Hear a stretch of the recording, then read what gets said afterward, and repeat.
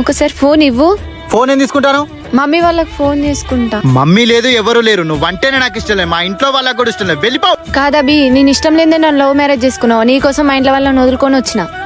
నాకే కాదు, మా ఇంట్లో వాళ్ళకి కూడా ఇష్టం లేదు. ₹100 కట్నం తీసుకొచ్చిందనివా సాయంత్రం వరకు నువ్వు నాకు కళ్ళకు కనిపించినావు అనుకో, నేనే నిన్ను చంపేస్తా.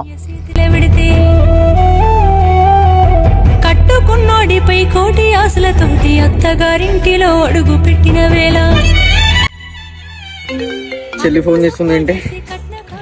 ఆ చెల్లి చెప్పురా.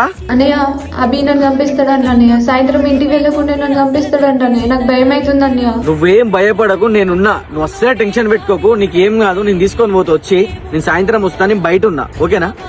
సరే అన్నయ్య.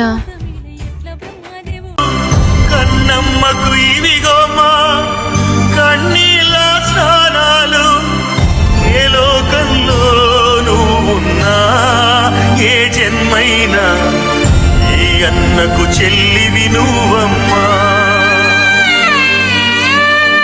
పన అమ్మను నే తేలేదని అలిగి అమ్మ దగ్గరకే వెళ్ళిపోయావా, కడతేరిపోయావా చెల్లి నా కన తల్లి, కడసారి దీవెనలివిగోమా.